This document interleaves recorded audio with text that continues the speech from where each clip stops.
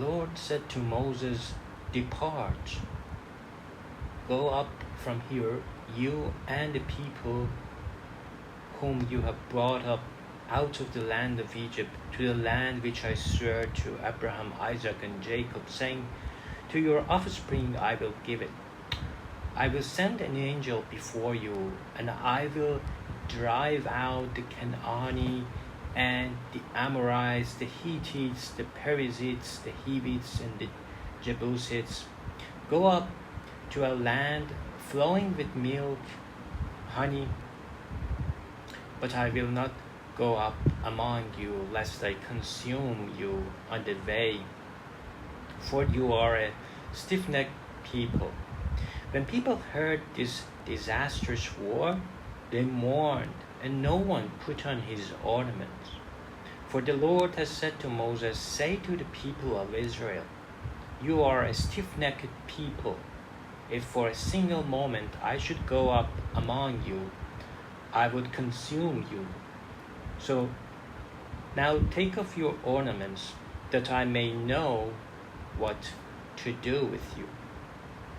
Therefore the people of Israel stripped themselves of their ornaments from Mount Horeb onward. Now Moses used to take a tent and pitch it outside the camp, far off from the camp, and he called it the tent of meeting. And everyone who felt the Lord would go out to the tent of meeting, which was outside the camp, whenever Moses went out to the tent. All the people would rise up, and each would stand at his tent door and watch Moses until he had gone into the tent.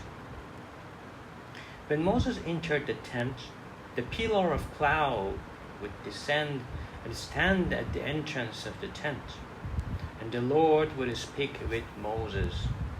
And when all the people saw the pillar of cloud standing at the entrance of the tent, all the people would rise up and worship, each at his tent door.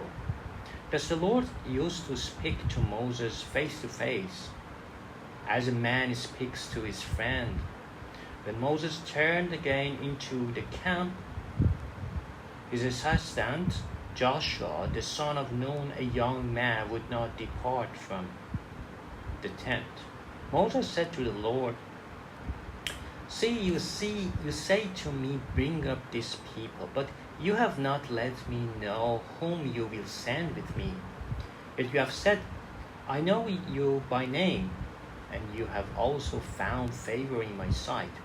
Now therefore I have found favor in your sight. Please show me now your ways, that I may know you, in order to find favor in your sight.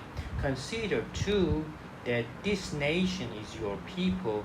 And he said, my presence will go with you, and I will give you rest. And he said to him, if your presence will not go with me, do not bring us up from here. For how shall it be known that I have found favor in your sight, I and your people?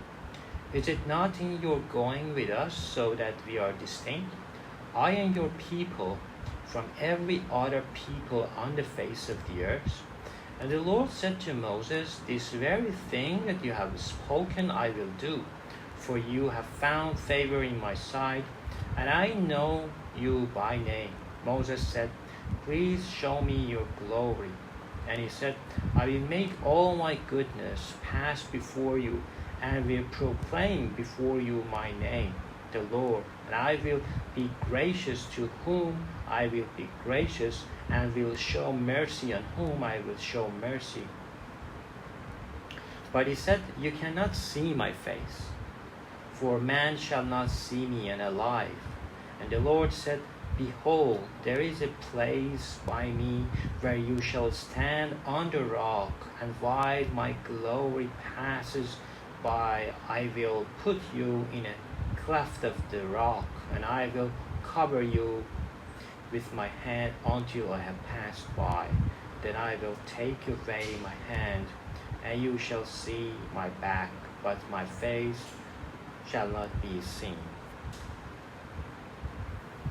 The Lord said to Moses, cut for yourself 2 tablets of stone like the first, and I will write on tablets the words that were on the first tablets which you broke. Be ready by the morning, and come up in the morning to Mount Sinai, and present yourself there to me on the top of the mountain. No one shall come up with you, and let no one be seen throughout all the mountain. Let no flocks or herds graze opposite that mountain. So Moses cut 2 tablets of stone like the first, and he arose early in the morning and went up on the Mount Sinai, as the Lord had commanded him, and took in his hand 2 tablets of stone. The Lord descended in the cloud and stood with him there and proclaimed the name of the Lord. The Lord passed before him and proclaimed, the Lord, a God merciful and gracious, slow to anger, and abounding in steadfast love and faithfulness, keeping steadfast love for thousands, forgiving iniquity and transgression and sin, but who will by no means clear the guilty, visiting the iniquity of the fathers and the children and the children's children to the 3rd and the 4th generation. And Moses quickly bowed his head toward the earth and worshipped. And he said, if now I have found favor in your sight, O Lord, please let the Lord go into the midst of us, for it is a stiff-necked people, and pardon our iniquity and our sin, and take us for your inheritance. And he said, behold, I'm making covenant before all your people. I will do marvels such as have not been created in all the earth or in any nation. And all the people among whom you are shall see the work of the Lord. For it is an awesome thing that I will do with you. Observe that I command you this day. Behold, I will drive out before you the Amorites, the Canaanites, the Hittites, the Perizzites, the Hivites, and the Jebusites. Take care lest you make a covenant with the inhabitants of the land to which you go, lest it become a snare in your midst. You shall tear down their altars and break their pillars, and cut down their asherim. For you shall worship no other God, for the Lord, whose name is a jealous God.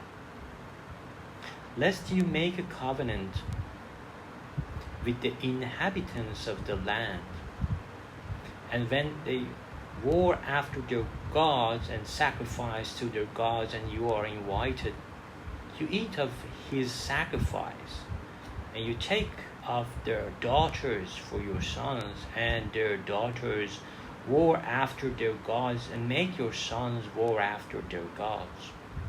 You shall not make for yourself any gods of cast metal. You shall keep the feast of unleavened bread. 7 days you shall eat unleavened bread, as I commanded you at the time appointed in the month Abib. For in the month Abib you came out from Egypt. All that open the womb are mine. All your male livestock, the firstborn of cow and sheep, the firstborn of a donkey you shall redeem with a lamb, or if you will not redeem it, you shall break its neck. All the firstborn of your sons you shall redeem, and none shall appear before me empty-handed. 60 days you shall work, but on the 7th day you shall rest. In plowing time and in harvest you shall rest. You shall observe the feast of the weeks, the first fruits of wheat harvest, and the feast of ingathering at the year's end. 3 times in the year shall all your males appear before the Lord God, the God of Israel. For I will cast out nations before you and enlarge your borders. No one shall covet your hand. When you go up to appear before the Lord your God 3 times in the year, you shall not offer the blood of my sacrifice with anything leavened, or let the sacrifice of the feast of the Passover remain until the morning. The best of the first fruits of your ground you shall bring to the house of the Lord your God. You shall not boil a young goat in its mother's milk. And the Lord said to Moses, write these words, for in accordance with these words I have made a covenant with you and with Israel. So he was there with the Lord 40 days and 40 nights. He neither ate bread nor drank water, and he wrote on the tablets the words of the covenant, the 10 commandments. When Moses came down from the Mount Sinai with 2 tablets of testimony in his hand, and he came down from the mountain, Moses did not know that the skin of his face shone, because he had been talking with God. Aaron and all the people of Israel saw Moses, and behold, the skin of his face shone, and they were afraid to come near him. But Moses called to them, and Aaron and all the leaders of congregation returned to him, and Moses talked with them. Afterward, all the people of Israel came near, and he commanded them all that the Lord had spoken with him in Mount Sinai. And when Moses had finished speaking with them, he put a veil over his face. Whenever Moses went in before the Lord to speak with him, he would remove the veil until he came out. And when he came out and told the people of Israel what he was commanded, the people of Israel would see the face of Moses, that the skin of Moses' face was shining, and Moses would put the veil over his face again until he went in to speak with him.